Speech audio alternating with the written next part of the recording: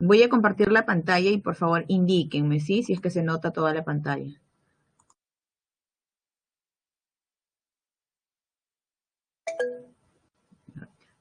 Ujú.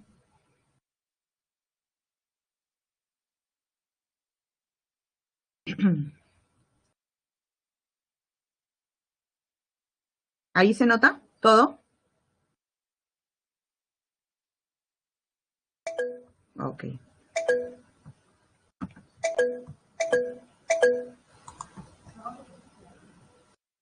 A ver.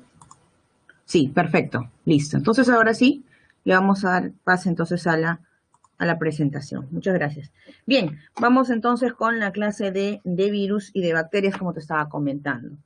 Entonces, cuando hablamos nosotros acerca de las bacterias, principalmente estamos hablando pues de seres que no son vivos, ¿verdad? Seres que no son vivos. Entonces, si no son seres vivos, recordemos nosotros la clase de la semana anterior. ¿Qué habíamos visto nosotros en la clase de la semana anterior? ¿Recuerdas? Habíamos visto que los virus eran complejos supramoleculares, ¿verdad? Habíamos visto que eran complejos supramoleculares. Por lo tanto, vamos a colocar aquí, voy a colocar aquí, las características, pues, de quiénes de los virus, ¿sí? Vamos a colocar aquí las características de los virus. Recordando, no son seres vivos, no son seres vivos, no son seres vivos, ¿ok? No son seres vivos. ¿Qué más hemos dicho? ¿Por qué no son seres vivos? Porque en este caso son solamente agregados, complejos, supramoleculares. ¿Recuerdas que ellos no hacen por sí solos metabolismo? No se reproducen. Entonces voy a poner acá, estos de acá, son agregados supramoleculares, ¿no? Supramoleculares. ¿Y por qué son agregados supramoleculares? Bueno, porque ellos presentan proteínas. También en su conformación tienen lo que se denomina ácidos nucleicos, ¿no? Tienen ácidos nucleicos.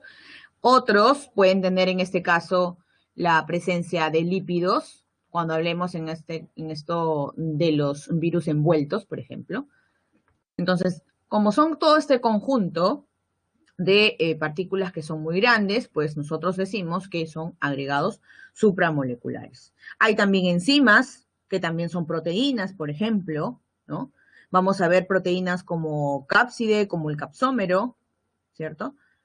También podemos decir que ese material genético, ese ácido nucleico, puede ser de qué tipo, ARN o puede ser del tipo ADN.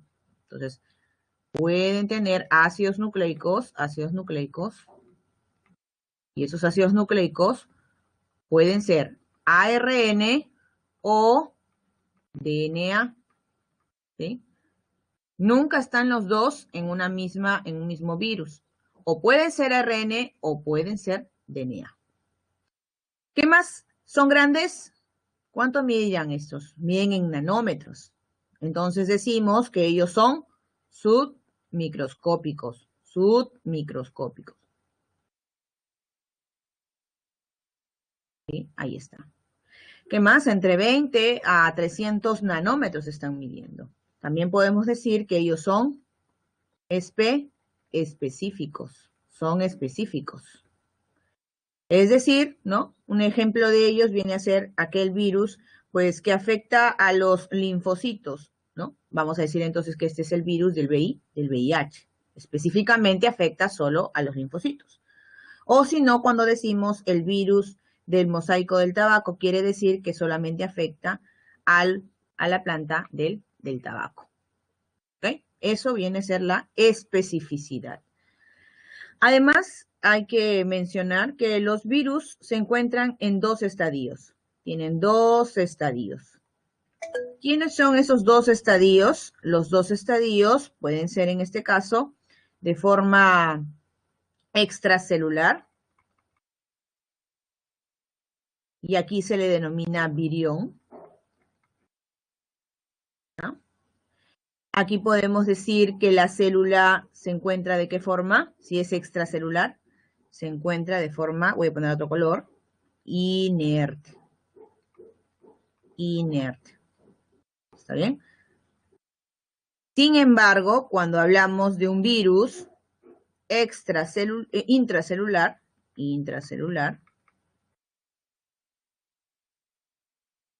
estamos hablando de un virus, en este caso, que puede replicarse. Es activo, ¿no? Se puede replicar. ¿No? También mencionar que estos son parásitos obligados. Son parásitos obligados. Entonces ellos, para que puedan replicarse, es necesario infectar una célula. ¿Sí? Necesitan de una célula. ¿Qué más podemos decir acerca de los virus? Os pueden preguntar, porque ya lo han hecho anteriormente, que los virus, en este caso, fueron precisamente descritos por primera vez, en este caso ¿por quién fue? ¿Te acuerdas? Dimitri, ¿verdad? Dimitri en el año 1892. Entonces, Dimitri, voy a poner acá, Dimitri, en el año 1892, describe al BMT. ¿Quién es el BMT? Es el virus del mosaico del tabaco. Lo describe como un patógeno, ¿sí? Lo describe como un patógeno. Sin embargo, también tenemos el BMT, que es el primer virus descrito. Ya está. ¿Okay? Sin embargo, vamos a ver que existe un segundo personaje, que es Stanley. Y Stanley, ya para 1935, lo que hace es cristaliza al BMT. Bien, con todas estas descripciones ya podemos clasificar a los virus. ¿Cómo clasificamos nosotros los virus? Podemos clasificarlos de repente si es que estos presentan RNA o presentan DNA. A ver si me ayuda aquí la pantalla. Y tenemos aquí la clasificación. ¿Según qué? Según su genoma. Voy a poner otro color. Según su genoma. Según su genoma, decimos que estos pueden ser virus DNA o virus RNA. Vamos a poner otro color.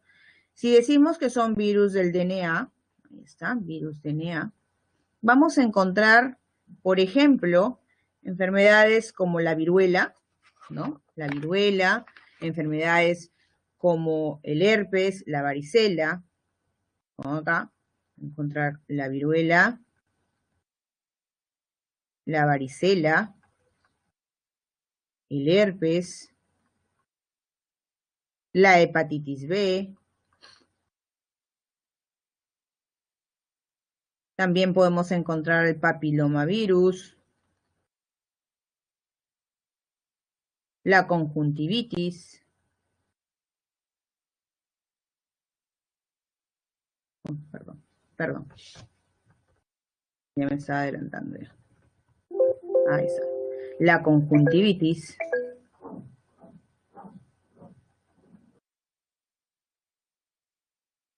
¿Sí? Ahí está. Pero también existen los virus ¿de qué tipo? RNA. Están los virus RNA. ¿Sí? En el caso de los virus RNA, encontramos, por ejemplo, enfermedades como ¿cuáles? Enfermedades como la gripe, el VIH, la fiebre amarilla,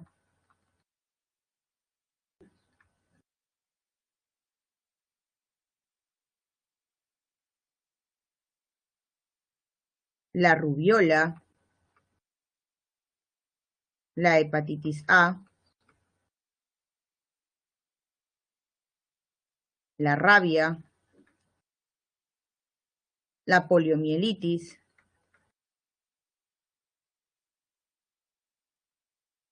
el dengue, el sarampión.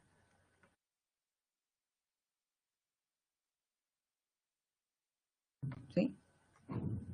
Entonces, esas son prácticamente pues las enfermedades que ustedes también las van a encontrar en el boletín. Ahora vamos a ver cómo estamos acerca de lo que me mencionan. Sí, todo bien, ¿verdad? A ver, vamos a ver el chat. A ver. Sí, perfecto. Eso es lo que me agrada. Bien, dejen nada más sus comentarios, no se preocupen. Muy bien, Jordan, sí, ya estoy revisando. Perfecto. Muy bien, Giancarlo, Rudy, perfecto. Vamos entonces, seguimos con la clase, ¿ok? Luego tenemos, a ver, ahí está. Vamos a ver entonces aquí la clasificación también de los virus con respecto a con respecto a su cápside, ¿sí? Con respecto a la forma que estos pueden tener. Y ahí encontramos, por ejemplo, un virus desnudo, encontramos un virus envuelto, ¿no? Hay formas que estas van a adoptar. Van a adoptar según qué? Según su cápside. Según su cápside, ¿no? Algunas pueden ser de forma poliédrica, helicoidal, esférica y icosaédrica. La manera más simple es esta, la del virus desnudo. Esta es la manera más simple. ¿Qué características entonces tiene el virus desnudo? Las características son las siguientes. Una de estas esferitas que ustedes ven aquí, una de ellas es una proteína. ¿Cómo se denomina las unidades que conforman la cápside, que es todo el armamento? Se denominan capsómeros. Muy bien. Entonces, las unidades, ¿no?, de la cápside se denominan capsómeros. Ahí está. Pero no solamente, pues, presenta proteínas como los capsómeros, sino también existen, ¿qué? Enzimas. ¿Puede ver acá una enzima? Sí, voy a dibujar, entonces voy a forzar ese dibujito y voy a dibujar una enzima. ¿Es posible que yo encuentre? Sí, hay enzimas aquí. ¿Listo? Hay enzimas. Ahí está. Entonces, normalmente vamos a encontrar este tipo de virus. De la manera más simple, el virus desnudo. ¿Ok? Pero también existen virus envuelto. Y los virus envueltos tienen algo más. ¿Qué es ese algo más? Bueno, acá nos dice, claro, tiene la envoltura, pero esa envoltura está hecha ¿de qué? Está hecha de lípidos. ¿Ella la sintetiza? No. Esta envoltura, que es lipídica, ¿proviene de quién? De la célula que ella ha infectado. De esa proviene los lípidos. Esta capa, esta envoltura, ¿sí? Proviene de ella. Por dentro sigue estando ¿quién? El virus desnudo. Entonces, es como si fuera pues su disfraz en todo caso para poder engañar a otra célula hospedadora. Cuando hablamos acerca de la cápside, la clasificación de los virus, en este caso por la forma, por las cápsides, vamos a encontrar por lo general formas, dijimos, ¿de qué tipo? Icosaédrica. Icosaédrica. También vamos a encontrar la helicoidal. Y también encontramos a los virus complejos, ¿no? Ahí está. Bueno, la icosaédrica es esta de acá, la primera, la del virus desnudo, más o menos de esta manera sería. La helicoidal, tienes el ejemplo aquí, más o menos es de forma pues tubular, ¿no? Helicoidal, ahí está. Esta es la que se da en el virus del mosaico del tabaco, ¿no? Hay otras que son esféricas como la influenza, pero también existen los que son del tipo complejo. Y se les denominan complejo, ¿por qué? Se le denominan complejo porque aparte de la estructura, por ejemplo, que presenta principalmente un virus desnudo, tiene otras estructuras más. Por ejemplo, mira, esta zona. Tiene cuello, tiene vaina, tiene placa basal, tiene fibras de anclaje, fibras proteicas. Todo esto hace más complejo al virus. Y acá tenemos, por ejemplo, bien claro dice su nombre, al bacteriófago. Entonces, un ejemplo de virus complejos es el bacteriófago, ¿no? El bacteriófago. Ahí está. ¿Es el único? Bueno, no es el único virus complejo. El otro virus complejo sería este de acá, el virus con envoltura. Ahí está. Un ejemplo de virus con envoltura, tienes pues el virus de la gripe, tienes también el virus de el VIH, ¿no? Presentan entonces envoltura. ¿Ok? Vamos a ver entonces. Algo que me faltaba mencionar acerca de los ácidos nucleicos. Dijimos, o pueden ser virus ADN o pueden ser virus ARN. Cuando hablamos del virus que tiene como material genético al ADN, decimos que este ADN tiene ¿cuántas hebras? 2. Por eso decimos que es bicatenario. Sin embargo, cuando hablamos de ARN, normalmente definimos al ARN que es monocatenario, que tiene una hebra. Sin embargo, también existen algunos que son bicatenarios. ¿Sí? Vamos a ver qué nos tenemos preparado aquí. Ahí está. Vamos a hablar entonces acerca de quién, acerca de la replicación viral. Cuando nosotros hablamos acerca de la replicación viral, vamos a ver esa capacidad que tiene, en este caso, del virus para poder replicarse cuando infecta a una célula, obviamente una célula viva. En este caso, nos estamos viendo, por ejemplo, un bacteriófago, ¿no? Por las características que hemos visto en la diapositiva anterior, estamos dándonos cuenta que este es un bacteriófago, ¿sí? Él es un bacteriófago. Bacteriófago. ¿No? Ese es un bacteriófago. Aquí observamos una célula bacteriana y esta célula bacteriana está siendo infectada por un bacteriófago. Recuerda que la célula bacteriana presenta ya un material genético. ¿Qué material genético presentan solo las bacterias? Te adelanto. ¿Del tipo qué? ADN. Ellas tienen ADN. No hay ARN. No hay bacterias ARN, solo ADN. Y le vamos a aumentar aquí ADN circular. Porque carecen ¿de qué? Carecen en este caso de una proteína llamada histona. Este material genético, precisamente que está acá dibujadito, pues de qué, de color rojito, identifica pues al ADN pues circular. Vemos entonces que el bacteriófago hace su primera acción fijándose sobre la bacteria. Por eso dice acá, primer paso, absorción o fijación. Ahí está, tiene especificidad, claro, porque solamente va a afectar a esta célula bacteriana. Una vez que la ha fijado, a través de su placa basal, el material genético que presenta este bacteriófago es inyectado, ¿no? Es inyectado hacia la parte interior de esta bacteria. ¿Para que haga contacto con quién? El material genético vírico con el material genético ¿de quién? De nuestra célula bacteriana. Se inyecta, dice, el material genético viral. Listo. Una vez que él haya integrado su material genético viral al ADN de la bacteria, va a utilizar la capacidad metabólica, va a utilizar todas las herramientas que tiene la bacteria.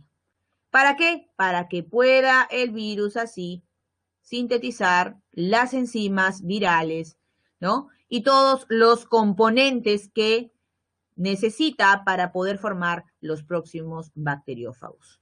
Una vez que se sintetizan todas estas partes, ahí está, todas estas partes, ahí está la síntesis, se sintetizan, por ejemplo, las cubiertas, se sintetiza la cápside, se sintetiza más genoma, se sintetiza más vainas, más fibras, por ejemplo, proteicas, todo un rompecabezas de los bacteriófagos. Una vez que haya hecho todo esto, ¿sí? O toda esta síntesis, procede a que dentro de la célula bacteriana a ensamblarse. Se ensambla, una vez que se ensambla, ya están preparados para poder, ¿qué? Liberarse. ¿Cómo se pueden liberar? Estas se pueden liberar mediante lisis, ¿sí? Mediante lisis. ¿Qué significa lisis? El rompimiento, la muerte, en este caso, ¿de quién? De la célula bacteriana. ¿Sí? Ahí está. Una forma también de liberar, porque acá estamos viendo cómo se están liberando los bacteriófagos, es mediante lisis, pero también podemos liberar a esos virus mediante la gemación.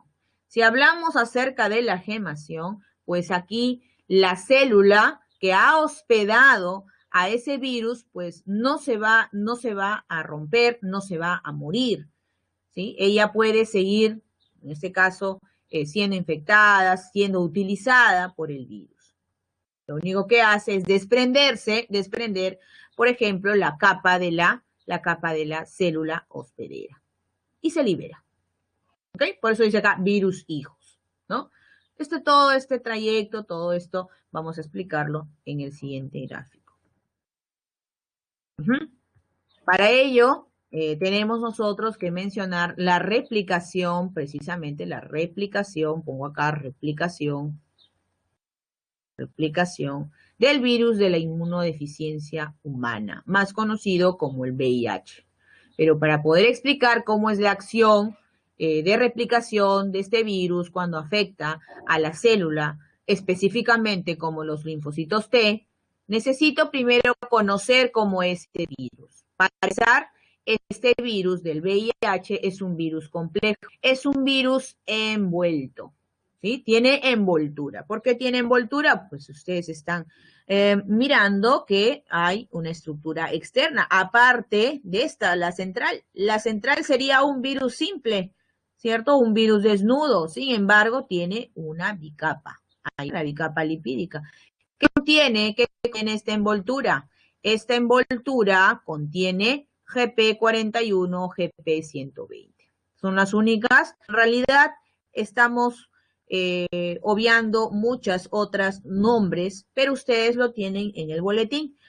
¿Por qué solamente aquí mencionamos a la GP41 y GP120? Porque ellas van a ejercer acción durante la replicación. ¿Ok? Entonces te la presento, es un virus con envoltura, un virus complejo, pero GP, ¿qué significa? Cuando hablamos de GP, significa glucoproteína. Ahí está. Es una glucoproteína. Hasta glucosa, azúcares con qué? Con proteína. Pero no nos quedamos atrás también con algunas nominaciones de ella, porque sí se conocen. ¿Qué se conocen? Se conoce el tipo de genoma que esta tiene. ¿Qué tipo de genoma tiene? Este es un virus tipo ARN. Pero también ella necesita enzimas, dijimos, y acá están las enzimas. Esa enzima que este virus del VIH presenta se denomina la retrotranscriptasa, enzima. También se le denomina transcriptasa inversa. Transcriptasa, lo puedes encontrar así, es la misma transcriptasa inversa. ¿No? Ahí está, la transcriptasa inversa. Cualquiera de los dos nombres, estamos hablando de lo mismo. Bien, también a ese material genético, esas enzimas tienen cubierta y la cubierta presenta pues una armadura, en este caso como la cápside, ¿no? Ya sabemos entonces que cada uno de ellos se denominan capsómeros. Bueno, también tienen otra envoltura más, si te das cuenta, ¿no? Está bien protegida para poder engañar ¿a quién? A nuestros linfocitos. Porque sí, cuando hablamos nosotros acerca del virus, del VIH, hablamos que este virus afecta principalmente a los linfocitos T, o también llamados linfocitos CD4, ¿sí? O también llamados linfocitos CD4. Entonces acá observamos ¿a quién? Observamos al virus del VIH.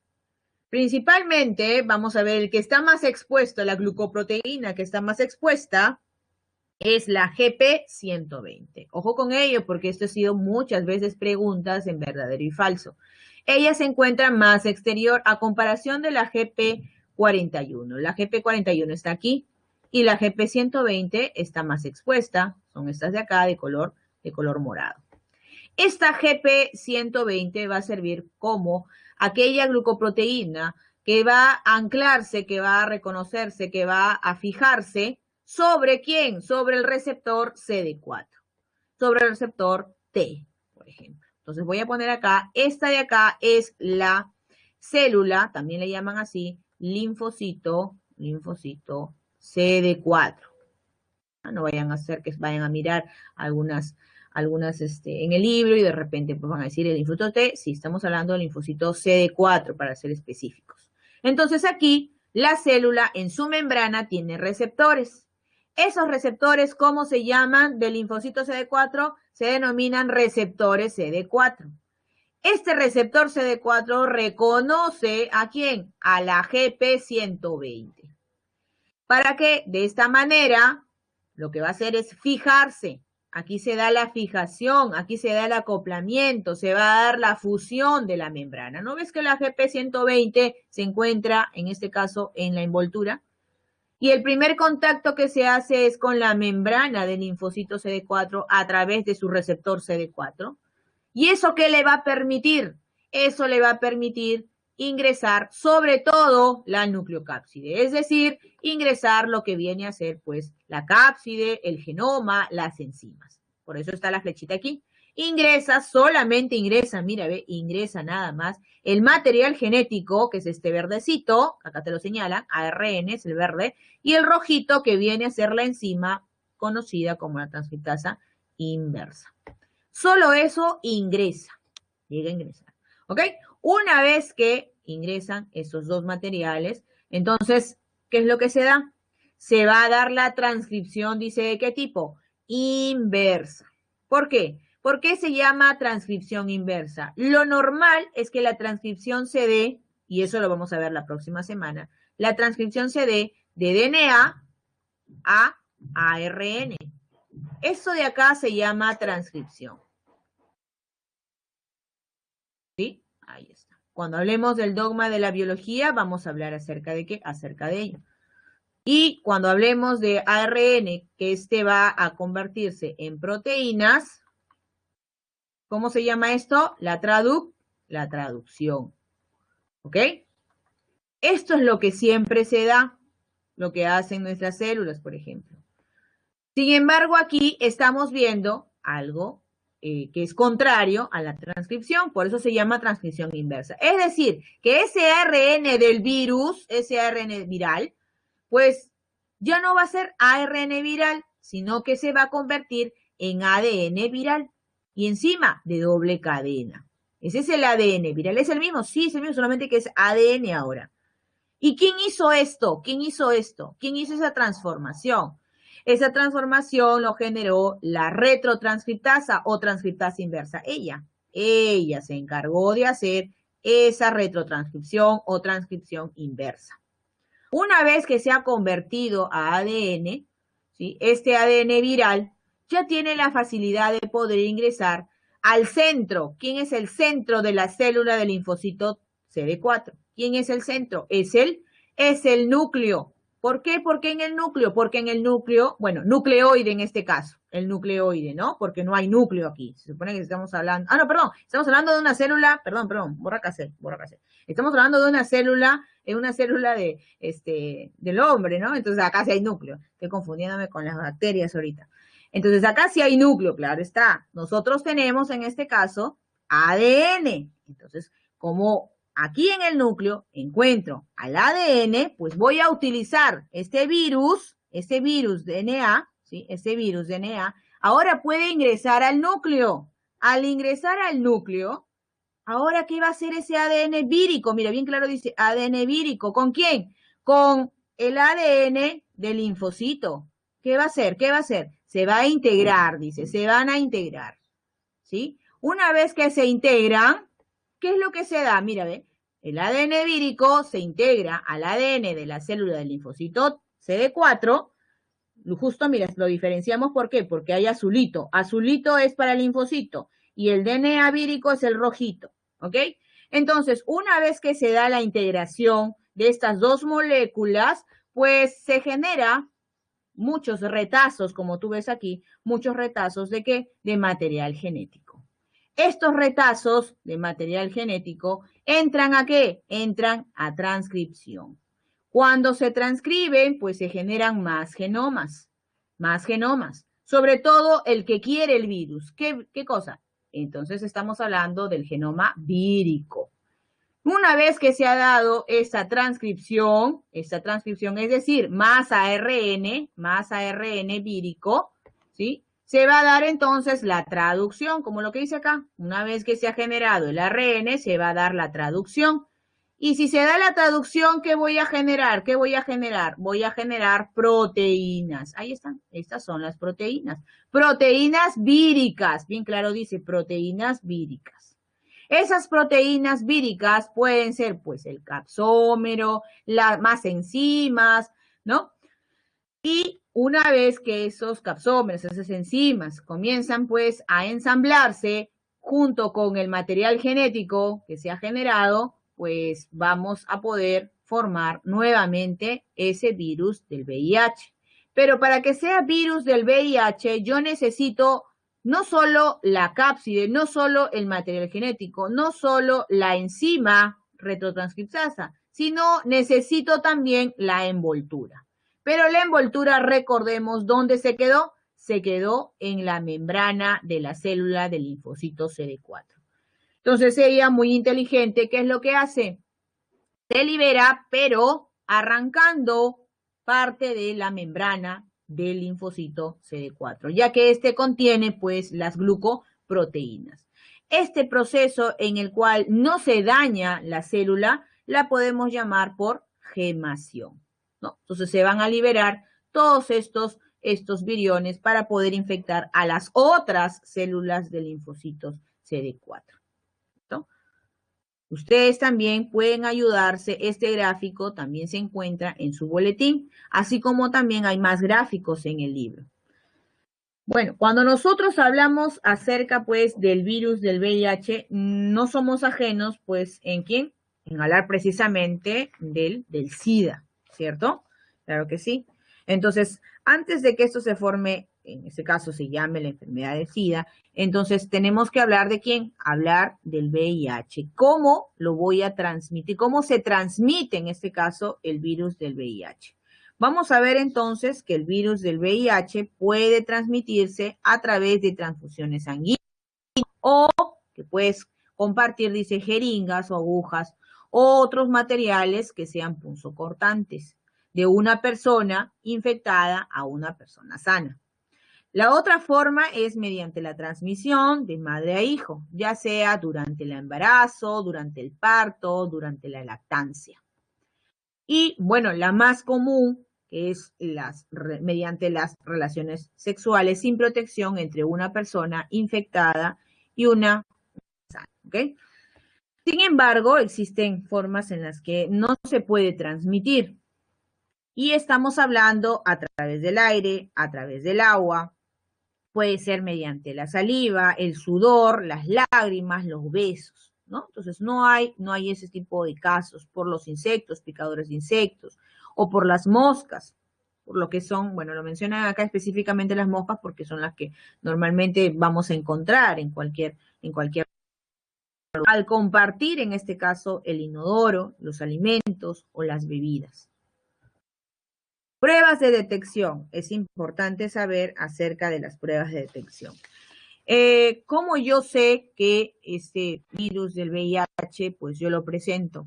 Yo necesito detectar, en este caso, ¿qué? La presencia de mis interferones. ¿Qué son los interferones? Son proteínas. ¿Y por qué estoy formando proteínas? Bueno, yo las formo porque mi cuerpo está preparado para defenderme. Mi sistema inmunológico responde ante el ingreso ¿de quién? Ante el ingreso del VIH, de cualquier virus en realidad. Entonces, ¿qué hace el organismo? Libera los llamados ¿qué? Interferones. Entonces el cuerpo, ¿no? La respuesta del organismo es la siguiente. ¿Mediante qué? Mediante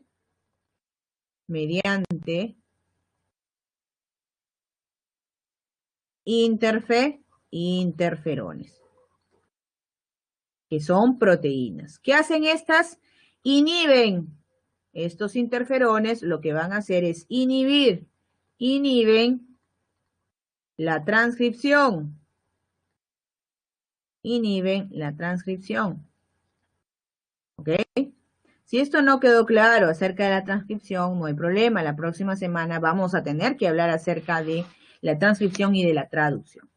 Simplemente para que puedas resolver por ahora, tenemos que recordar que los interferones lo que van a hacer es detener la transcripción. Y obviamente, pues, la traducción viral. En el caso de las pruebas de detección, ellas están detectando en nosotros la cantidad de interferones.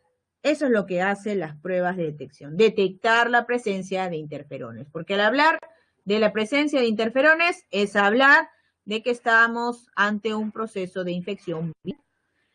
Pueden ser estas pruebas, las puedes realizar. Una de ellas es la prueba de ELISA. La prueba de ELISA te dice que es una prueba presuntiva. ¿Por qué es una prueba presuntiva? Bueno, porque aquí puede generarse falsos positivos. ¿Sí? Vamos a ver también que ella tiene otra característica, que esta de aquí es una prueba que cuesta muy barato, ¿sí? Cuesta barato, aproximadamente podemos decir, bueno, algunos te pueden cobrar cerca de 10 soles, ¿no? Lo mínimo 30 soles. El tiempo en que te dan la respuesta, ¿no? Vamos, o más que la respuesta en realizarte en realidad, pues no demora pues más que horas, ¿no? A veces pues media hora, una hora. Entonces el tiempo es corto. En cambio, si te realizas la de Western Blot, es una prueba que ya te confirma, ¿sí? O sea que si sale positivo, es positivo. Si sale negativo, bueno, también. O sea, queda como negativo. Si es positivo, es positivo. Acá es una prueba definitiva. Y como es una prueba definitiva, pues esta de aquí demora y cuesta más caro.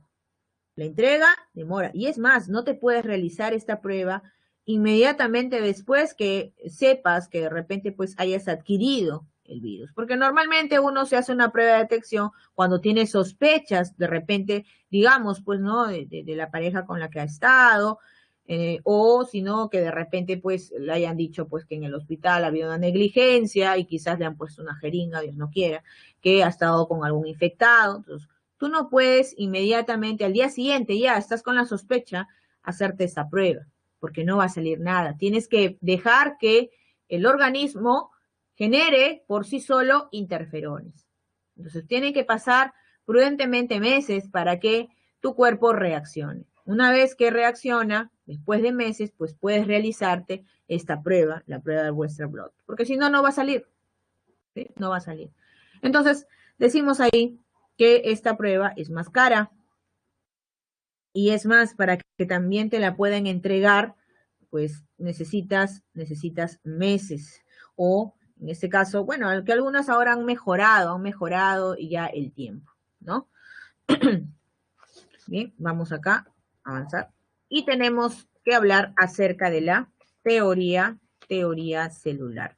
Para que nosotros hablemos acerca de la teoría celular, primero que nada tenemos que hablar de qué se trata la célula, ¿no? Están hablando de la célula. Si nos hablan acerca de la célula, pues está hablando de qué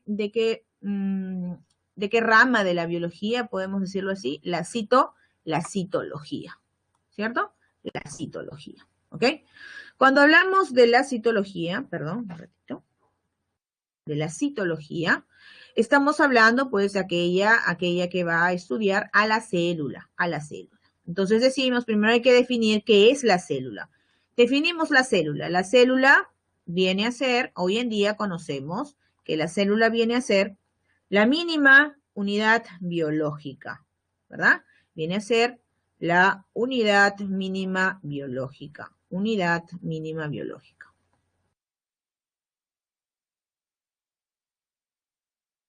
Ahí está, mínima biológica. También han sido preguntas acerca de la célula. ¿Quién ha sido, pues, su descubridor? Su descubridor, ¿quién fue? Descubridor fue Robert Hood, ¿ya? Fue Robert Hood. ¿En qué año? Estamos hablando en 1665, ¿ok? Pero todos este descubridor, como Robert Hood, mira, el año 1665, dio pie a que se inicie, pues, a la teoría celular. Cuando nosotros entonces hablamos de la teoría celular, estamos hablando, pues, de todos esos conocimientos que se han recogido para poder darle una definición a la célula. Y ahí aparece Matthias Schleiden, ahí aparece Theodor Schwann, principalmente aparecen estos dos personajes. Entonces, decimos, Matthias Schleiden y Theodor Schwann son los que sientan por primera vez la teoría celular. ¿Qué dicen ellos en el año 1839? En el año 1839, estos dos personajes nos dicen lo siguiente: todos los organismos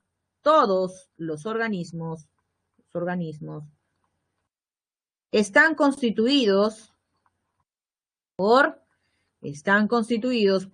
células. Están constituidos por células. ¿Sí? Ahí está. Eso es lo que dicen estos dos. Uno de ellos es, pues, un investigador que se encargó de estudiar, por ejemplo, los tejidos animales, y el otro, pues, se dedicó a los tejidos vegetales, ¿no? Entonces, en una conversación llegaron, pues, a la conclusión que todos los organismos vivos se constituían por células. Años después, en el año 1858, aparece Rudolf Virchow. Y Rudolf Virchow nos dice, hay que añadirle algo más. Toda célula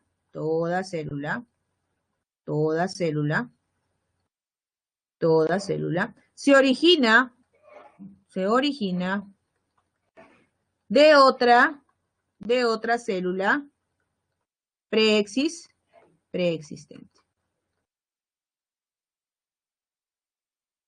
¿Sí? Preexistente. ¿Ok? Sin embargo, años después aparece August Weismann y a través de su corolario nos dice, las células actuales se remontan de tiempos antiguos.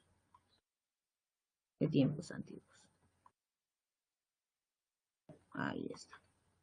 Bueno, no solamente ellos han añadido, en este caso, a los conocimientos de la célula. Sabemos que después han aparecido muchos más, en los cuales, pues, han añadido conocimientos, por ejemplo, de la presencia de organelas. Por ejemplo, tienes a Brown. Brown, en este caso, nos describe al núcleo, por ejemplo, ¿no? Y bueno, y después vienen Watson y Crick, ¿no? Hablando acerca, pues, de la presencia de la molécula del DNA. ¿Ok? ¿Cómo vamos entonces? ¿Hasta aquí estamos claros? ¿Hasta aquí estamos claros? ¿Sí? A ver. Vamos a ver. Excelente, Rudy. Muy bien. Vamos entonces, seguimos con la clase. ¿Ok? Listo. Vamos entonces a hablar ahora sí, a describir un poco más acerca de una célula. Y es que hoy día vamos a hablar acerca de qué célula, de la célula bacteriana. Pero si hablamos de la célula bacteriana, ¿por qué digo hoy día solo de la célula bacteriana? Porque también existe otro tipo de células. Entonces hay que clasificar a las células. ¿Hay tipos de células? Sí. ¿Cuáles son esos tipos de células? Tenemos dos tipos. La llamada procariota y la eucariota. Ponemos entonces aquí procariota. Y la segunda que es eucariota. ¿Por qué se denominan procariota, eucariota? Cuando hablamos de pro, significa antes de tener cario. ¿Qué es el cario? La envoltura, la carioteca. Entonces, estos de acá son organismos que más, o decimos que son primitivos, son organismos primitivos. Ahí está, son organismos primitivos. Son los menos evolucionados. Ahí está, si lo quieres decir así. Son aquellas células que en este caso pues carecen de núcleo. Por eso muchas veces desde el colegio nos dicen sin núcleo. Es que en realidad cuando hablamos de núcleo es un todo. Hablamos de la carioteca, hablamos del material genético. ¿Ok? Entonces aquí lo que hace falta es la carioteca. Hablamos de que aquí falta, por ejemplo, la presencia de histonas, de las proteínas histónicas. Acá tenemos como, por ejemplo, de célula eucariota, ¿a quiénes? A las células bacterianas, a las bacterias, por ejemplo, a las bacterias. En el caso de las células eucariotas, en una sola palabra, estas sí tienen núcleo. Eu significa verdadero, verdadero cario. Acá sí hay núcleo. Aquí tenemos a quienes, a la célula animal, aquí está la célula vegetal, está los hongos, están los protozoarios. ¿Ok? Entonces, todos ellos están agrupados aquí como eucariotas. De ellos hablamos la próxima semana. Bueno, en realidad, de la que vamos a hablar es de la diferencia entre la célula animal y célula vegetal. Pero hoy nos vamos a referir a la célula procariota. Es decir, hablar de las células bacterianas. Bueno, acá, primero que nada, antes de hablar de las formas que pueden tener dichas bacterias, hablemos en sí de qué se compone primero una bacteria y luego mencionamos las formas en las cuales podemos encontrarla. Esta célula bacteriana, dijimos, es primitiva, por lo tanto, es menos compleja. Cuando nos referimos a una bacteria, vamos a ver estructuras, por ejemplo, estructuras muy internas, importantes para ella. Dijimos que ella no tiene núcleo. Si no tiene núcleo, por eso mencionamos esta palabra, nucleoide. Parecido a un núcleo, pero no es un núcleo. Ese nucleoide, ¿de qué está constituido? Te lo dije, de DNA, material genético DNA. ¿DNA de qué tipo? Circular. Sin histonas. Sin histonas. Ojo, no tiene histonas. Bien claro. No hay proteína histónicas que permiten al DNA envolverse. ¿Sí? Porque esa es una de las características por la que está presente la histona en la célula eucariota. Permite que el DNA se enrolle, la sostiene. En este caso no hay. Por eso se le denomina DNA del tipo circular. Aquí está la información genética ¿de quién? De la célula bacteriana. ¿Qué más? Acá está la información, obviamente, la que dice, pues, esta célula bacteriana pues, va a ser patógena o no. Ahí está la información. ¿Qué más podemos encontrar dentro de ella y que no aparece, pero la voy a añadir? La voy a añadir con un colorcito. A ver, le vamos a poner celestito. Yo pongo aquí celestito. ¿Qué es esto? Que parece un 8. ¿Qué es el que parece un 8? ¿Quién es? Esto es... Oye, escribe, ¿ah? ¿Qué es? ¿Qué es? ¿Qué es? El único organoide que presenta la célula bacteriana. ¿Cuál es? ¿Cómo se llama? Pregunta de admisión, chico. Ya está. Muy bien, así me gusta. Ribosoma. Es el único que presenta. Y tal vez algunos me dirán, sí, pero hay tipos de ribosoma, Miss. ¿Y estamos ante quién? Aquí estamos hablando del ribosoma 70S. Hay que aclararlo. Y obviamente lo vamos a describir la próxima semana. ¿Por qué 70S? Vamos a ver que existen también otros tipos de ribosoma. En el eucariota es diferente, es 80S. ¿Sí? Apuntando entonces, para la bacteria es 70S. ¿Listo? Esto se encuentra, tanto como el nucleoide, se encuentra en un líquido denominado citoplasma. Es un líquido proteico, un líquido que también sirve de soporte para estos organoides, para el nucleoide, que le voy a poner un color para que se entienda, porque de repente ahí no se nota. Ese nucleoide es este, ¿ah? Ahí está. Mejor, más bonito. Listo. ¿Qué más tiene esta célula bacteriana? Otro colorcito. Le vamos a poner interno, porque todavía estamos adentro de la célula bacteriana. Puede tener algo extra. ¿Qué es ese algo extra? Información extra. Ahí está. ¿Cómo se llama esto? ¿Qué es esto? ¿Cadena? No, esto se llama plásmido. Esto se llama plásmido. ¿Para qué sirve el plásmido en la célula bacteriana? ¿Cuál es su función? Es tipo DNA extracromosómico, que sobre todo sirve durante la conjugación. Esto es material, es ADN circular extracromosómico. Cromosómico. Listo. Bien. ¿Qué más puedo encontrar? Inclusiones citoplasmáticas. Voy a poner otro color, porque aquí no están presentes, y les pongo de color amarillo. Bolita, bolita, bolita, bolita, bolita. Estas son las denominadas inclusiones. Otro color porque creo que no se va a ver, así que le voy a poner negrito. Son las inclusiones. Inclusiones. Por eso se denominan inclusiones citoplasmáticas. ¿Qué función tienen esas inclusiones? Tienen la función de reserva. ¿Qué pueden reservar esta célula bacteriana? Puede reservar almidón, glucógeno, ¿qué más? Fosfatos, azufres. Ahí está. Listo. Pueden reservar almidón, glucógeno, fosfato, azufre. Esas son las inclusiones citoplasmáticas. ¿Listo? Pero también podemos encontrar una membrana. ¿Listo? Ahí está, la membrana que rodea precisamente todos esos componentes que acabamos de mencionar. Y es la membrana celular bacteriana, ¿no? A partir de esa membrana celular bacteriana, puedo ver que ella se puede, en este caso, plegar hacia adentro, ¿sí? Aquí, claro, no está muy claro, pero la membrana celular, óyeme bien, la membrana celular se puede plegar. Si ella se pliega hacia adentro, va a formar unas estructuras, algo como esto. Vamos a verlo. Ya, voy a poner acá, voy a forzar este dibujito y digo lo siguiente. A ver, acá sí, así, así, así, así. Y se puede plegar así, mira, mira, así, así, así.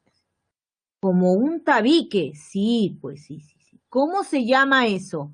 ¿Qué nombre tiene ese plegamiento interno? Pregunta de admisión, chicos.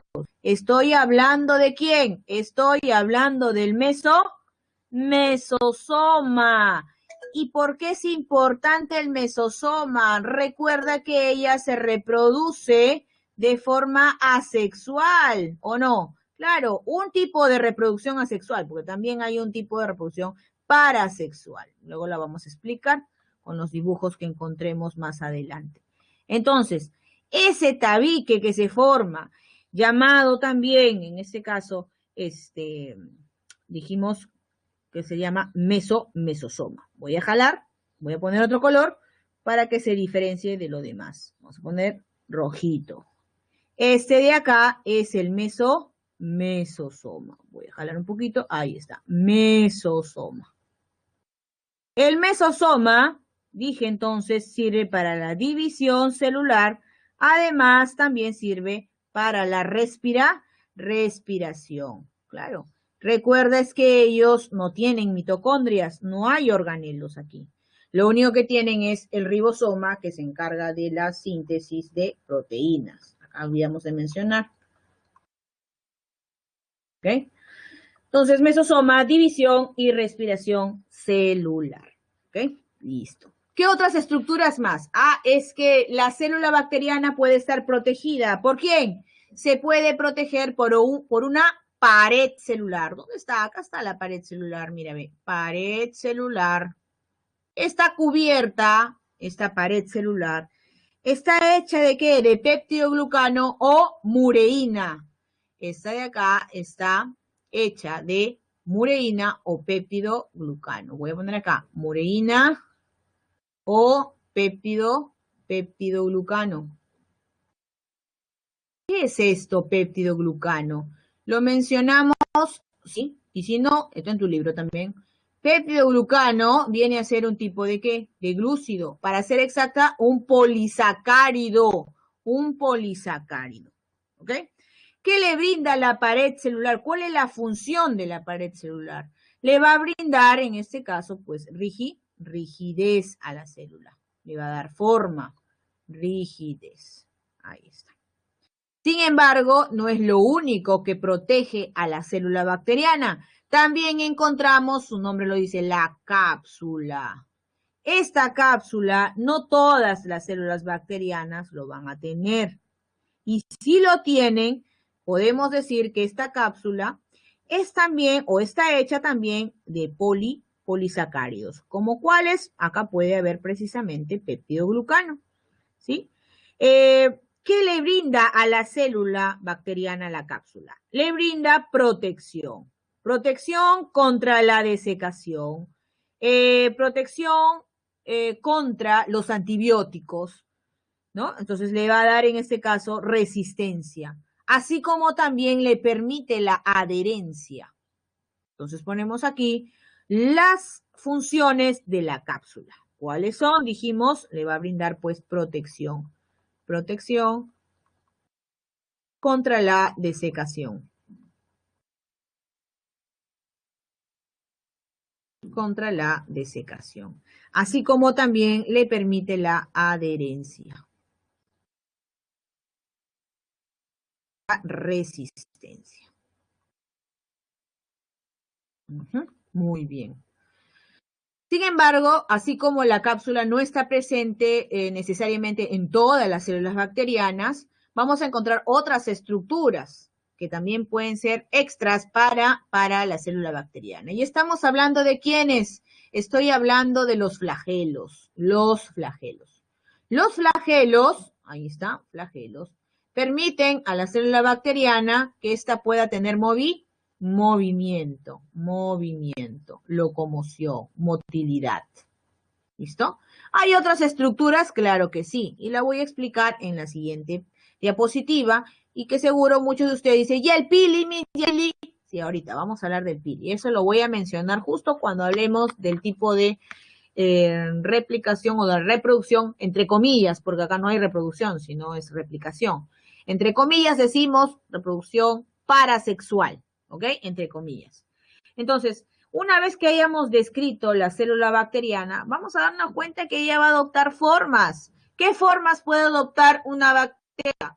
Puede dar una forma esférica, la cual la denominas que coco. Coco le dices, un coco. Sí, parecen cocos, ahí está. Y dependiendo de cómo se van uniendo esos cocos, adoptan un nombre. Puede que haya cocos que se unan de 2, de 4, entonces toman el nombre de ¿qué? Diococo. ¿Qué más? O tetracoco. Ahí está. Peritas. Otras formas. Tenemos también la abastonada. Y la bastonada es esta forma de bacilo que dice acá, ¿no? También denominada bacilos.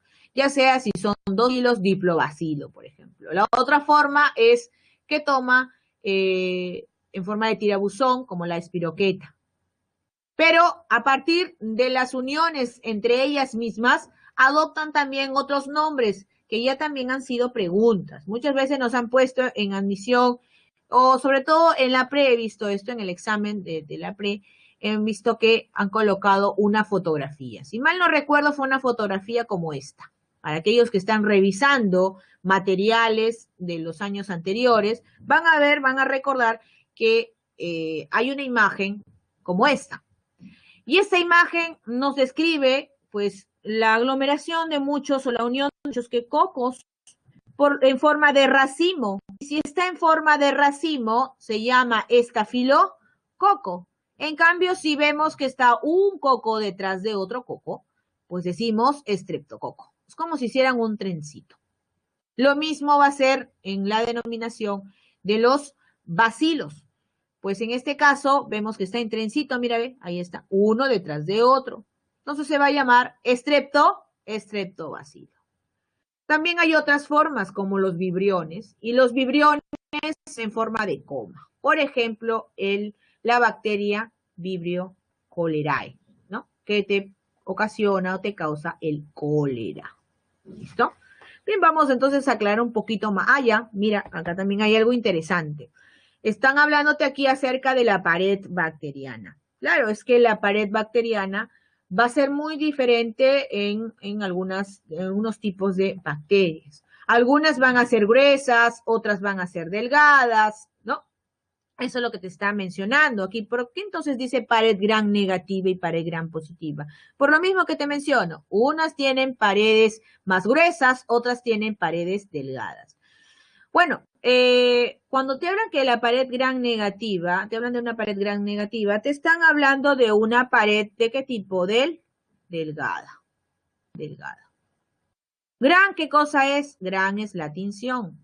Lleva el apellido, en este caso, por eso está con mayúscula, el apellido de la persona, pues, que permitió que nosotros conociéramos que las células bacterianas, cuando tenían paredes más gruesas que otras, pues teñían de un color.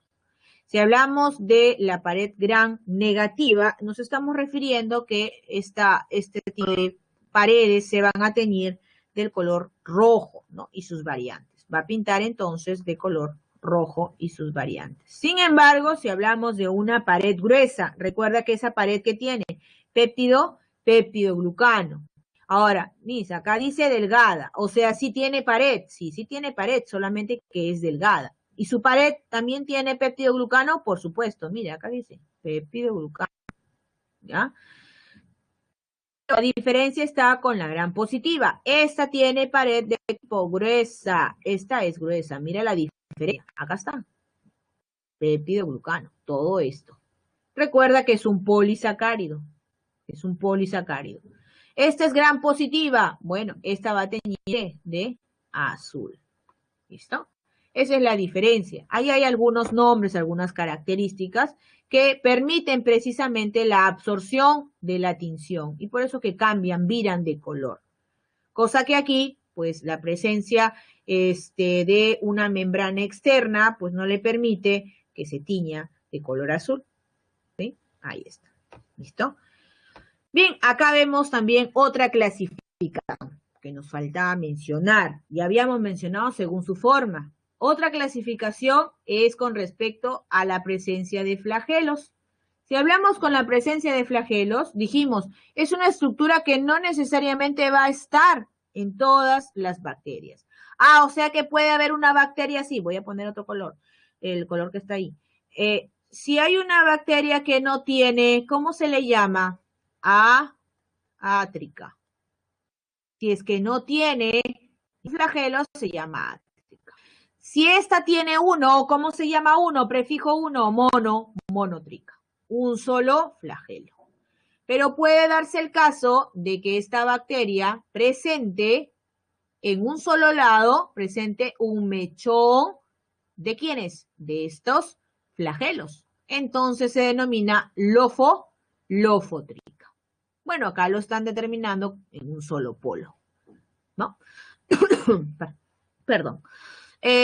O esos mechones pueden estar en ambos lados. Si están en ambos lados, el prefijo ambos, en este caso, es anfítrica. ¿Está? Puede ser que estemos hablando de quién. En este caso estamos hablando de una bacteria que está presenta alrededor de ella flagelos. Esta se denomina peritríca. Se denomina peritríca porque está en todo el perímetro de la célula bacteriana. Entonces, ya están las disposiciones de los flagelos, cómo los vamos a denominar. ¿Ya? Entonces, esto también puede ser preguntas, ¿no? Te van a poner una imagen y usted va a tener que diferenciarlas. Y acá está la otra estructura que también puede que esté, como puede que no esté en una célula bacteriana. Y estamos hablando de las fimbrias, que quizás ustedes lo reconocen como ¿quién? Como el pili. Claro, es que el pili también se denomina pues fimbrias, pili o fimbrias.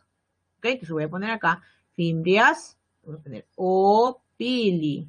¿Y qué diferencia? ¿Por qué tiene entonces esos dos nombres? ¿Por qué dice o pili? Bueno, cuando hablamos de fimbrias nos referimos que esas fimbrias en realidad, ¿qué van a permitir? En realidad lo que va a permitir es la adhesión. Esto permite la adhesión, sostenerse, sujetarse. Allí sería su función ordinaria, digámoslo así. Su función ordinaria del pili es llamado fimbria. Permite solamente la adhesión, que se unan entre célula bacteriana y célula bacteriana o que se sostenga en una o que se adhiera ante una superficie. Sin embargo, cuando adopta el nombre de pili, estamos hablando acerca de su función sexual. Esta es su función sexual. Y su función sexual, pues es cuando ella realiza la conjugación.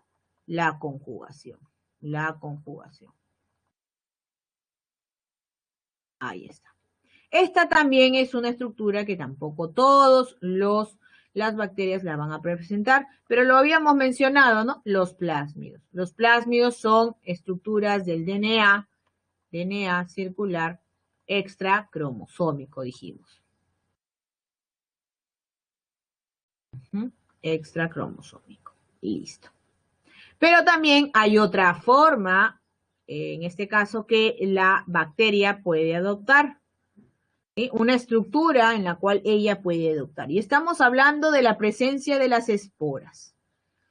Cuando hablamos de esporas bacterianas, ¿estamos hablando de una bacteria que está como activa? No, estamos hablando de una bacteria inactiva. ¿Y por qué se inactiva? Porque no tiene las condiciones necesarias para que ella pueda seguir su ciclo. Entonces, ella se inactiva.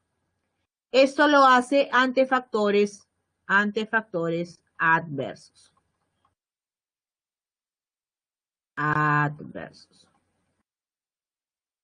¿Listo? Eso es, pues, forma de espora. Bien. Vamos a clasificarlas también según su nutrición. Y cuando hablamos de según su nutrición, nos referimos según la fuente de carbono y según la fuente de energía.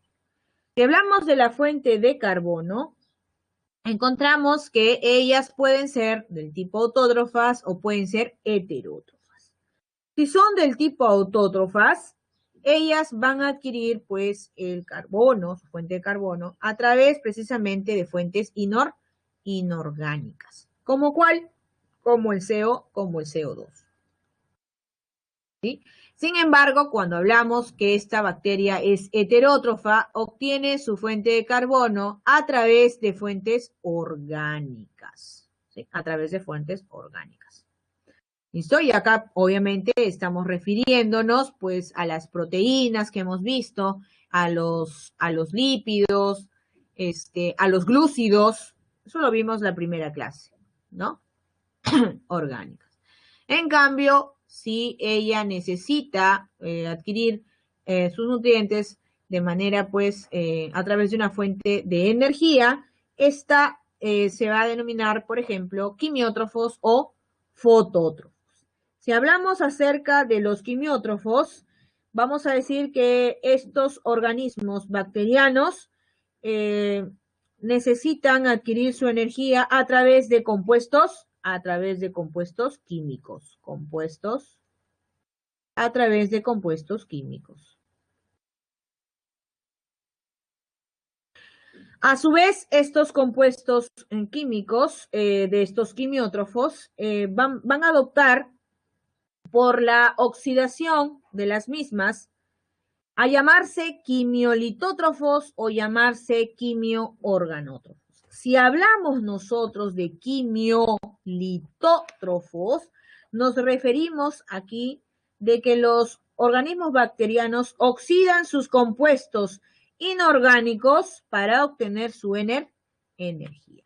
Entonces aquí se necesita oxidar aquí. Un quimiolitótrofo oxida compuestos inorgánicos para obtener energía.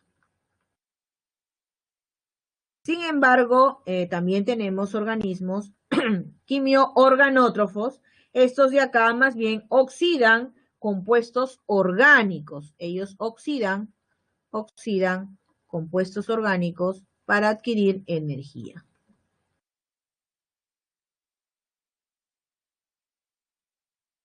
Para obtener energía.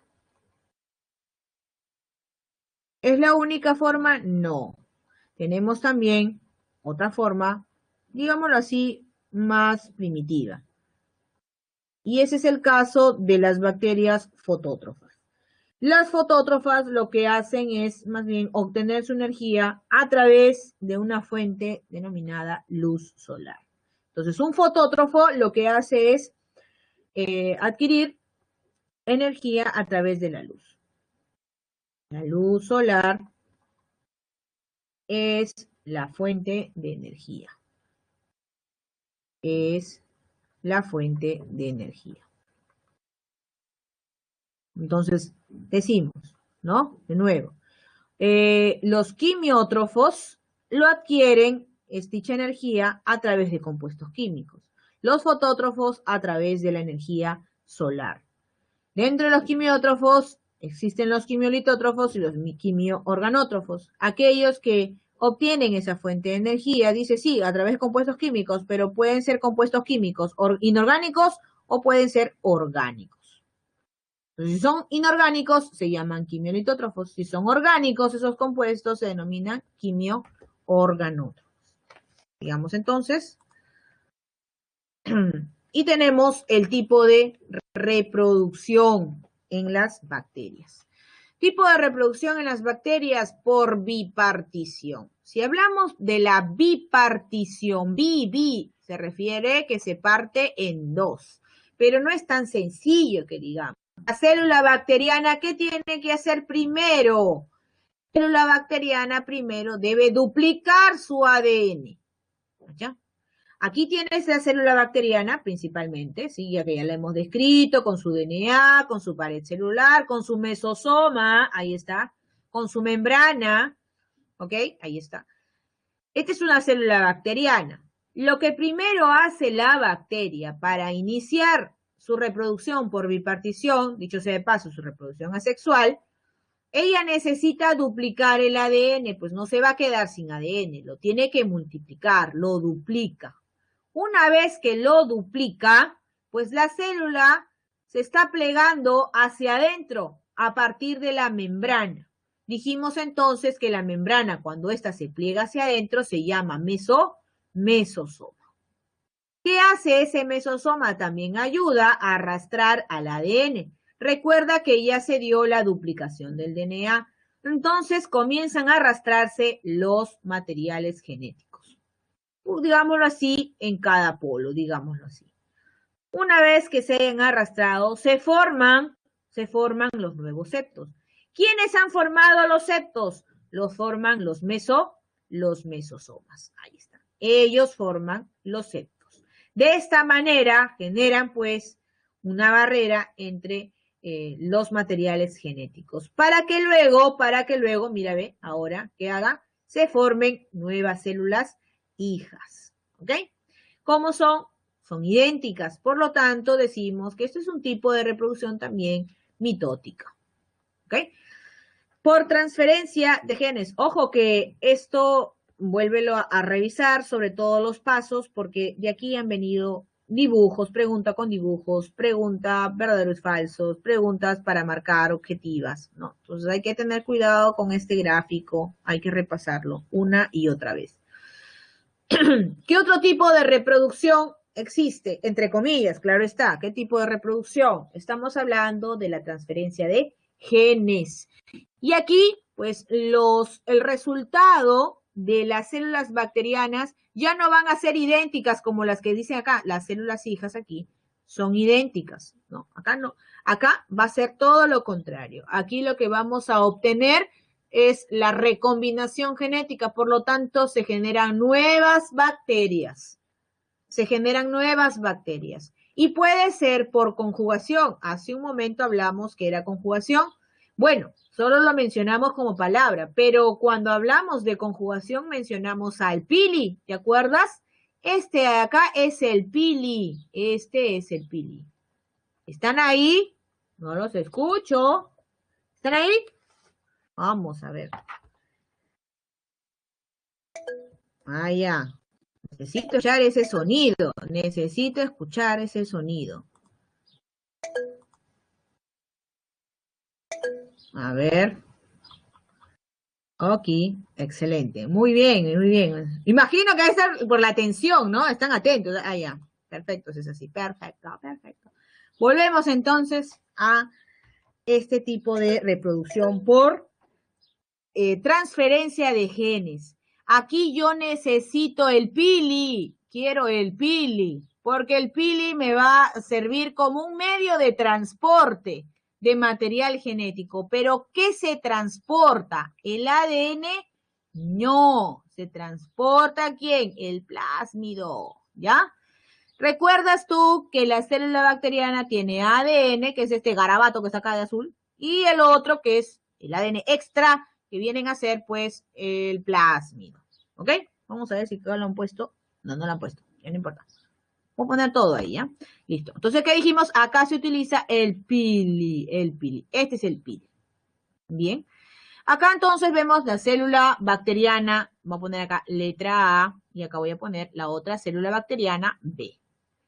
Esta de aquí tiene su plásmido en este caso pues de color rojito, demás, que ha multiplicado, que va a multiplicar. Si te das cuenta, mira, van cambiando, ¿no? Mira, ahí está, amarillito, rojito, amarillito, rojito. Son los momentos en la transferencia de genes. Se está transfiriendo. Entonces, para eso, para que se transfiera, es necesario que ella también duplique ese plásmido. Mira, mira, ahí está, mira, lo ha duplicado. Ahora, ¿qué hace? Ese plásmido se lo va a trasladar ¿a quién? A la célula bacteriana B. ¿Listo? Sí, todavía no llega, está aquí. Mira, acá está el otro momento, ya está llegando, llega, ahí está, ya se acopló. Se acopló.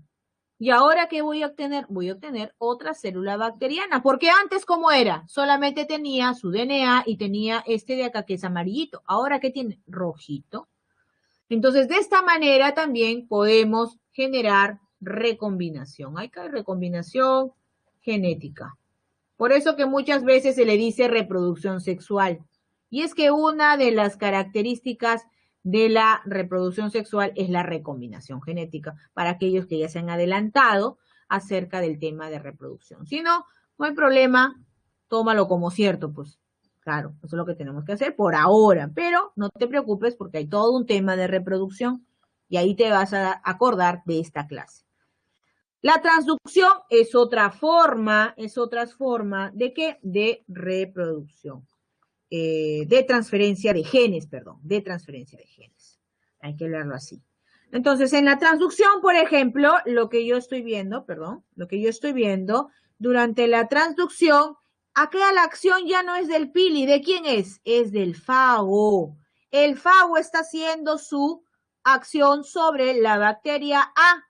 Le dice, ¿qué le inyecta el fago? Su material genético. ¿Ves acá el color rojito? Y para el DNA, para la bacteria tiene amarillito. ¿Qué hace el fago? El fago le introduce su material genético. Ahí está. Utiliza el metabolismo del DNA de la célula bacteriana para generar más material genético, más estructuras. ¿De quién? Del propio bacteriófago. Ahí está, mira, lo utilizó. Una vez que ha hecho eso, ¿qué es lo que pasa con la célula bacteriana?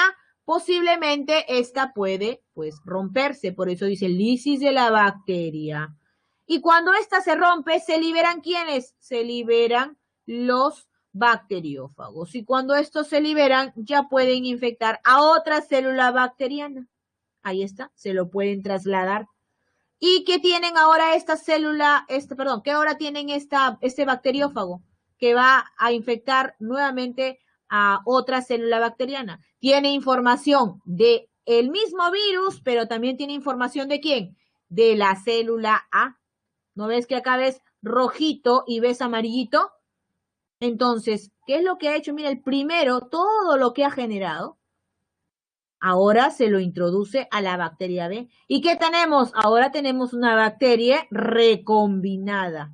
Tiene información de ella misma, azulito, de la misma bacteria B. Tiene información del fago, del bacteriófago, y tiene información de la célula ¿qué? De la célula bacteriana A. Ahí está. Tiene del virus, tiene de la bacteria, y tiene de la bacteria A y tiene de la bacteria B. Obviamente estamos ante una recombinación. De esa forma, entonces, estos medios, estos son los medios. Esto fue una pregunta del examen, primer examen del ciclo pasado. Y les colocaron, perdón, una imagen precisamente, ¿no? ¿Qué es lo que estás observando? Y justo colocaron un bacteriófago, ¿no? Y la respuesta era pues traducción, ¿ya? Entonces esas son las formas más conocidas de transferencia de genes. Tienen como medio, en conclusión, uno utiliza el pili y otro utiliza un mediador como un bacteriófago. Clasifiquemos a las bacterias según su grado evolutivo. Según su grado evolutivo, estas, ¿cómo pueden ser? Te dicen arqueobacterias o eubacterias. Esta es una nominación que lo ha dado ¿quién? Lo ha dado Carl Woese. Carl Woese va a clasificar a los seres vivos en 3 dominios. El dominio arquea, el dominio eubacteria y el dominio eucaria. Más información, tema 13. Ahí lo vamos a tocar, lo vamos a recordar. Por ahora, solo te menciono que aquí estamos hablando precisamente de dominios, arquea y eubacteria. Las arqueobacterias, ¿sí? Las arqueobacterias son aquellas que se denominan así porque son bacterias ¿de qué tipo? Antiguas. Son bacterias antiguas que carecen su pared de péptido-glucano. Y las eubacterias sí presentan, con excepción de los micoplasmas, pared celular. A las eubacterias también se les reconocen como bacterias modernas. Las arqueobacterias también tienen otra denominación. Son aquellas denominadas extremófilas. ¿Por qué son extremófilas? Porque viven en ambientes extremos. ¿Como cuáles? En el metano, en la sal, en ambientes con temperaturas y acidez. Entonces ponemos acá, cuando hablamos acerca de las arqueobacterias que son del tipo metanógenas, es que estas viven en condiciones anaeróbicas formando metano. Entonces pongo acá, viven en condiciones anaeróbicas, ahí está, formando metano. Listo. También están ¿quiénes? Las que se denominan halófilas. Y las halófilas son aquellas que viven en la salinidad. Viven en salinidad. Así como también tienes a las termófilas o acidófilas. ¿Pueden estar por separado? Claro que sí, pero se han encontrado muchas de ellas que pueden ser a la vez termófilas y acidófilas, por lo tanto, contraen el nombre de termoacidófilas.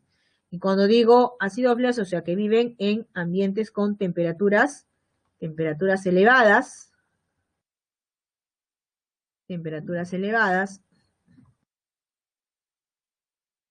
y viven en ambientes con elevadas, en acidez.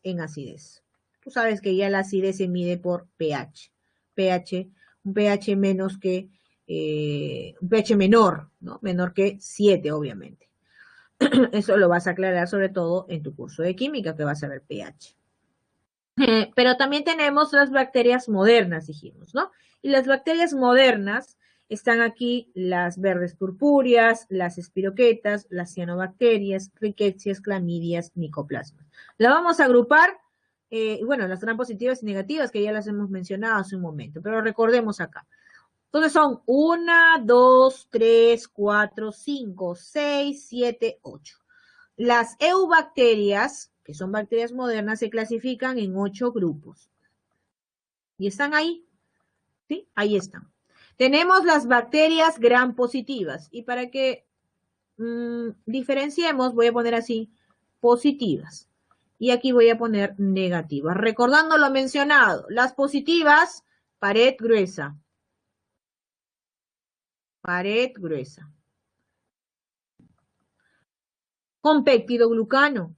¿Cómo tiñen? Tiñen azul. Pared, ¿qué? Delgada. Pared delgada. ¿De qué estamos hablando? Pared celular, pues, delgada. Con péptidoglucano. Tiñen de rojo. Ahí está. ¿Sí? Pero también están las denominadas verdes purpúreas. ¿Quiénes son las verdes y purpúreas o clorobacterias? Son aquellas bacterias que realizan fotosíntesis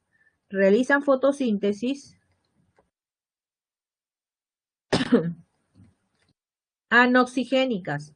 O sea, no hay presencia de qué, o no necesitan en este caso, pues, no liberan en este caso oxígeno. Anoxigénicas. Ahí está, anoxigénicas. Y para seguir la regla de esto, tenemos a las cianobacterias. Y las cianobacterias, así como las verdes purpúreas, también realizan fotosíntesis. Sin embargo, y esto fue también pregunta del ciclo, 2 ciclos anteriores, si mal no recuerdo, sí. Fotosíntesis hacen ellas, pero estas sí liberan oxígeno. Fotosíntesis oxigénica. ¿A quién se parecen entonces? Se parecen a las plantas, ¿no? Estas sí entonces liberan oxígeno, ¿ok? Esas son las cianobacterias. Las cianobacterias o cianofitas también le llaman.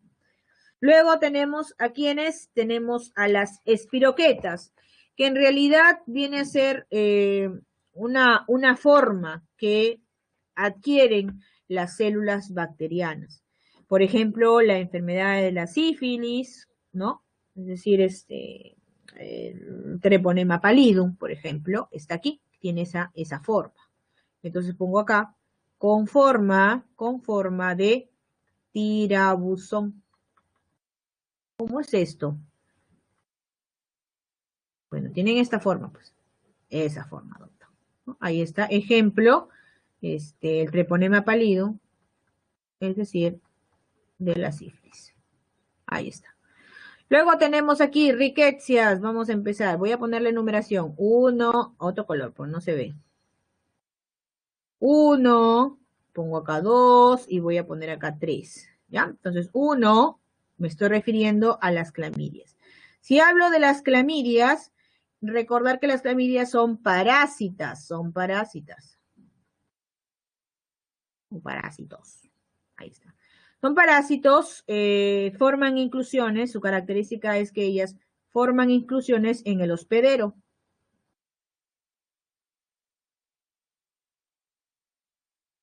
Ahí está. Número 2. Perdón, acá, este es 2, estaba hablando de las clamidias, voy a poner 2, ¿ya? Para no borrar todo eso, 2. La 1 nos falta hablar, de las riquecias, acá voy a poner 1. Cuando hablo de la 1, que es riquecias, me refiero también a otra bacteria que es parásita. ¿Sí? Y ellas tienen, de todas formas, estas de aquí, tienen una vida intracelular. Entonces de aquí, de todas formas, tienen estricta vida intracelular. Fuera son inertes.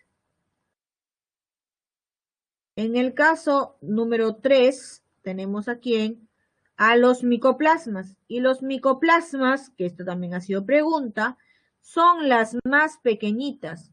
Son las más pequeñas.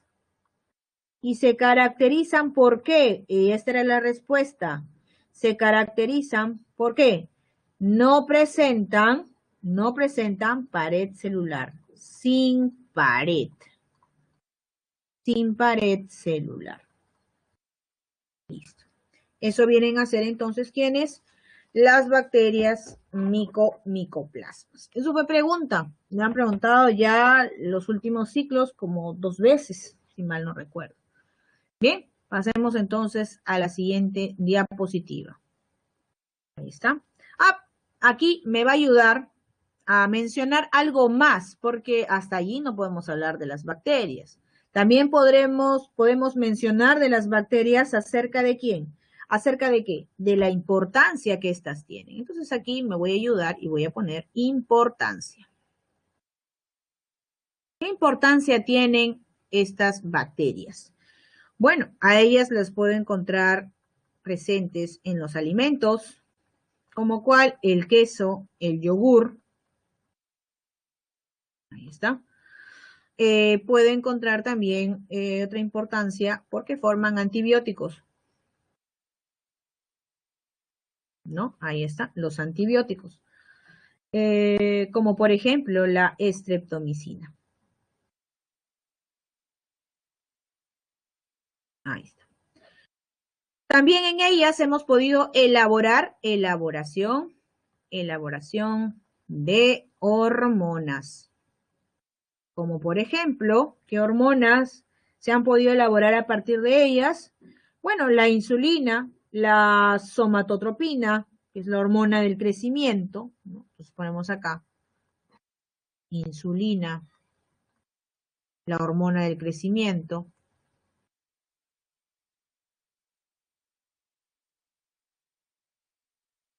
A través de ella, ¿no? Por la capacidad de replicarse de manera exponencial. Pero también algo tan importantísimo que tienen, pues, ¿quiénes? Las bacterias, es que ellas son por excelencia desintegradores. ¿Sí? Son desintegradores o descomponedores. Es lo mismo. Pero no solamente a estas las hemos utilizado precisamente, o mejor dicho, no solamente esta es la importancia, sino que también se ha detectado que las bacterias pueden ocasionar enfermedades, es decir, bacterias patógenas. Patogenicidad, patógenas, es decir, que generan enfermedades, causan enfermedades. Y aquí recordamos muchas de ellas que, bueno, al menos aquí en el Perú, hemos padecido. Y está el Vibrio cholerae, ¿no? El Vibrio cholerae. Vibrio cholerae o cholerae. Ella entonces, ¿qué ocasiona? El cólera. También tenemos aquí al Mycobacterium tuberculosis. Mycobacterium tuberculosis. Obviamente esto ocasiona la tuberculosis conocida como TBC. Luego tienes a la Salmonella typhi. Salmonella typhi. Y la Salmonella typhi, ¿qué genera? La tifoidea. Ahí está. La Yersinia pestis. Yersinia pestis. Y aquí está la peste bubónica. La peste bubónica. ¿Ok? La Neisseria gonorrheae. Neisseria gonorrheae. Aquí encontramos a quién? A la enfermedad de la gonorrea. Listo. Al treponema pallidum, que lo hemos mencionado hace un ratito, la sífilis, treponema pallidum.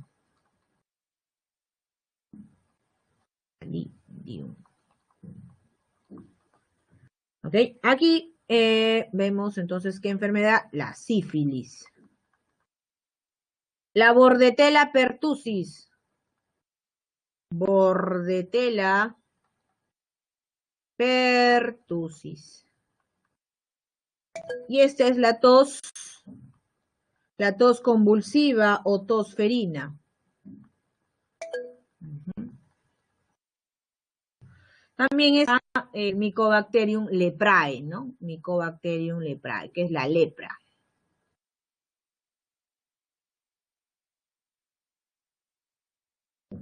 Estoy escribiendo en cursiva para no subrayarlo y porque tiene una razón, ¿ya? Tiene una razón porque estamos escribiendo como un tipo de nombre científico, que luego lo voy a explicar cuando hablemos de taxonomía. Mycobacterium leprae, entonces aquí la lepra. Vamos a explicar, sí, muchas de ellas, de estas enfermedades, en la semana 16. En la semana 16 vamos a ver eso, enfermedades. Por último, tenemos a la bioremediación. A ver, vamos a ver un ratito lo que están mencionando. ¿Cómo vamos? Ahí está.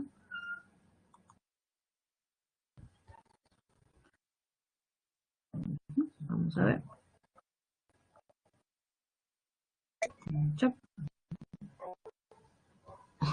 Bueno, listo. Ya, están ahí. Perfecto. Sigamos entonces, sigamos.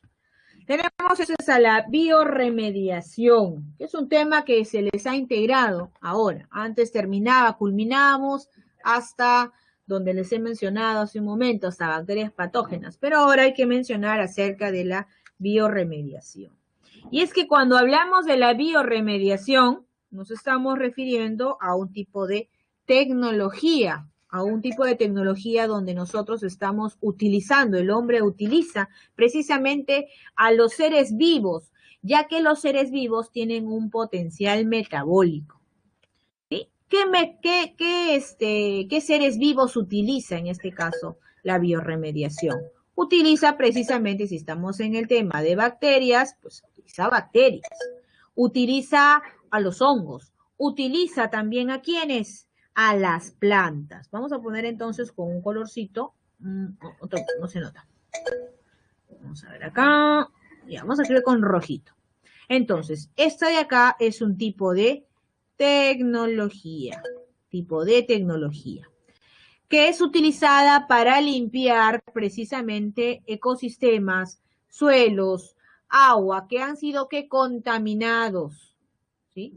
Aire, que están siendo contaminados, ¿no? Por eso el ejemplo aquí de una de esas personas que están utilizando de repente algunas herramientas, pero sabemos que no es sencillo nada más que levantar, es necesario la utilización de estos seres vivos, ya que muchas veces no sabemos hasta qué altura penetra precisamente ese contaminante, ¿no? Como por ejemplo el petróleo. Hay muchas bacterias que hemos visto que utilizan compuestos inorgánicos y compuestos orgánicos, es decir, compuestos químicos para obtener su energía. Por eso, precisamente se explica primero ello. ¿Se acuerdan que hablamos acerca de la nutrición de estas bacterias? Entonces habíamos hablado que ellas pueden adquirir, en este caso, su fuente de energía a través de compuestos inorgánicos y compuestos orgánicos. Y un ejemplo de ello, ¿quién es? Es el petróleo, pues, el petróleo. Entonces, si sabemos que ellas se nutren de eso, aprovechémosla. Y ahí está, pues, la tecnología mediante la bioremediación. ¿Qué utiliza el potencial metabólico? Precisamente cuando hablamos de nutrición, estamos hablando parte del metabolismo. Entonces decimos, aquí utilizamos bacterias, utilizamos hongos, utilizamos plantas, ¿no? Algas también. Ahí está. Principalmente estamos utilizando estos tipos de seres vivos. ¿Ok? Me puse los hongos, voy a poner acá las alguitas. Bueno, que en realidad pues siguen siendo plantas, solamente que son pues acuáticas en este caso, ¿no? Entonces, a partir de ellas podemos generar degradación enzimática, remediación microbiana y la llamada fitorremediación.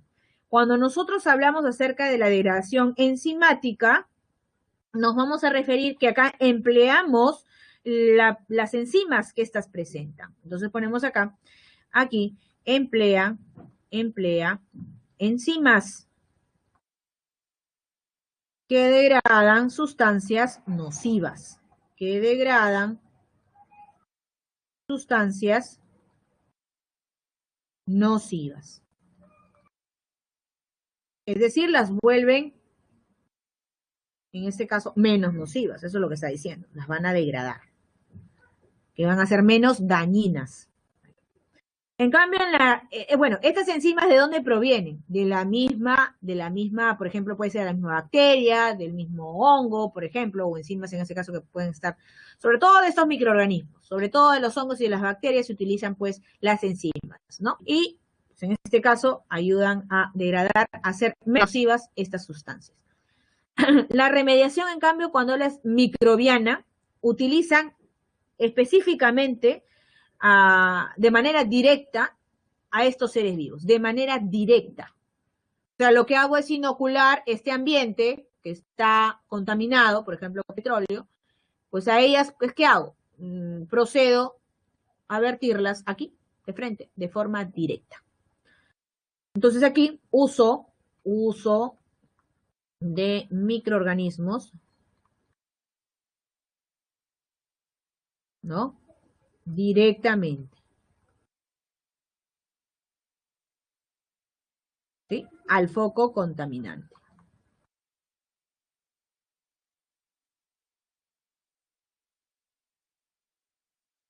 Listo. En cambio, la fitorremediación, bueno, acá hacen uso de ¿quién? Hacen uso de las plantas. Uso de plantas. Uso de plantas, de algas para limpiar ambientes contaminados. Por ejemplo, con metales. Se ha visto que hay muchas plantas que les encanta o absorben, tienen la facilidad de absorber metales, ¿no? Sobre todo eso se utiliza pues en las mineras, la llamada fitorremediación, para absorber los metales. Entre todas ellas, la que es más ventajosa, la que es rápida, la que tiene bajo costo, es la fitorremediación. ¿Ok? Vamos entonces a colocarte las preguntas que ustedes ya manejan. Tienen ustedes su boletín. Voy a proyectar en todo caso el boletín. Y por último, la encuesta que estamos todos acostumbrados ya desde la primera semana a tener que responder. ¿Para qué? Para ir mejorando, ¿sí? En cuanto a su aprendizaje. Recuerda que esta es una clase en la cual no se puede dar todo y ustedes ya deben de venir repasando, ¿no? Yo les había comentado, hay que venir repasando, hay que venir en este caso con conocimientos previos. Les dije también que revisen sus libros, adquiéranlos, siempre hay quienes nos pueden ayudar con respecto a esos libros. Yo me imagino que les van a comentar precisamente cuándo pueden adquirir esos libros, ¿no? Porque hay algunos que quizás todavía no lo tienen. A ver, permiten, vamos a dejar de... a ver, están desesperándose. A ver. Ah, las fijas, ya las fijas, claro. Ya estarás respondiendo, me imagino. Mientras voy poniendo las diapositivas, la separata, ya ustedes vayan respondiendo para que sea más rápido, más sencillo. No nos demoremos. Y si no lo has hecho, estás con pereza, que lo dudo que estás con pereza de haber estado resolviendo, porque ustedes si tienen el boletín desde antes, tienen que aprovechar en resolverlo. A la pre se va así, con el boletín resuelto, ¿sí? Con el boletín resuelto.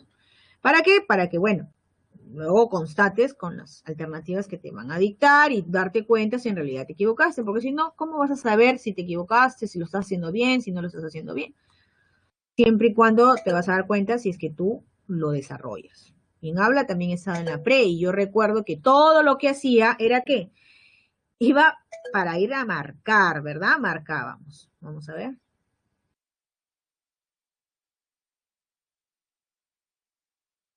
Bien. Voy a poner las alternativas. Primero les voy a poner la encuesta y les dicto las alternativas, ¿sí? Para no demorarnos, ¿ya? Un ratito.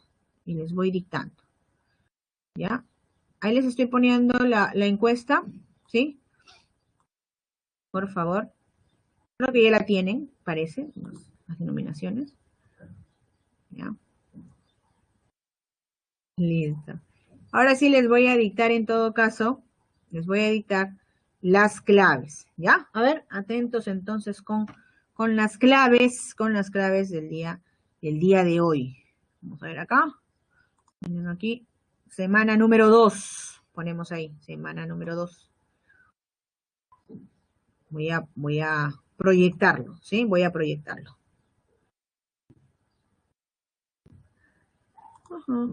Acá está. Vamos a ver. Ah, acá está.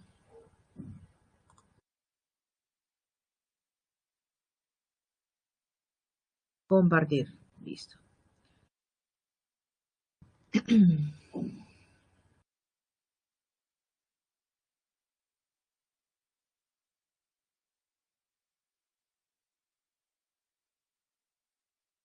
Bien. Entonces estamos ya en la semana 2. Mira, eso es lo que te decía, el esquema de la estructura del virus, causante del SIDA. Esto, por favor, necesito que tomes en cuenta porque han preguntado sobre esto. ¿Ya? Ahí están los diferentes tipos de enfermedades, qué forma tienen. Ahí está, helicoidales, si son icosaédricas.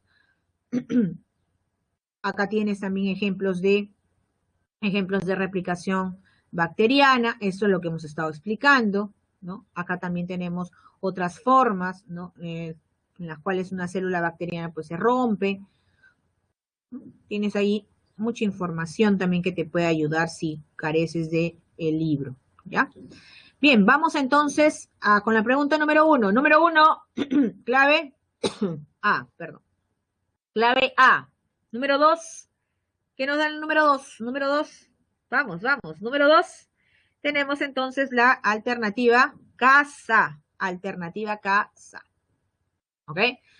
Luego tenemos número 3, bueno, son solamente las partes en este caso del bacteriófago. Clave avión, Ahí está, clave avión. Acá nos están hablando, bueno, la número 4, en este caso estamos con la alternativa dado, ¿ok? Dado. Estamos hablando aquí acerca de del ciclo lítico. La tienen ustedes como imagen en el boletín, ahí lo van a corroborar. En la número 5, clave dado, ahí está, clave dado. ¿Qué más? Número 6, beso. Número 6, beso. Número 7, casa. Número 7, casa. Número 8, beso. Número 8, beso. Ahí está. Beso. 9, dado. 9, dado.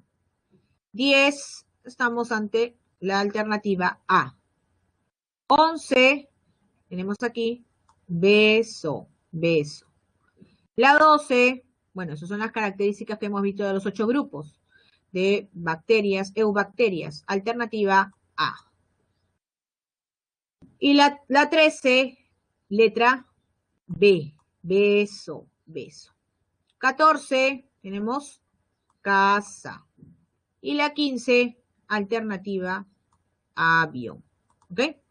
Bien, chicos, ya saben que sus preguntas las pueden realizar a través del multichat, ¿ok? Para que, si en caso tienen alguna duda, ahí les están, ya para aquellos que saben ya utilizar ese servicio, está siendo muy, muy productivo en realidad, porque las profesoras están atendiendo, enviando fotografías, resolviendo sus dudas, ya no duden en hacerlo. Recuerda que no se puede explicar toda la clase en sí, todos los temas en sí. Ya hay algunas cosas que de repente nos falta mencionar, pero vamos a tratar pues de decir al menos las partes que han venido en admisión. Listo, chicos, entonces nos vemos hasta la siguiente semana. Muchas gracias por su atención. Ya saben ustedes, hidrátense, por favor, ¿sí? Hidrátense.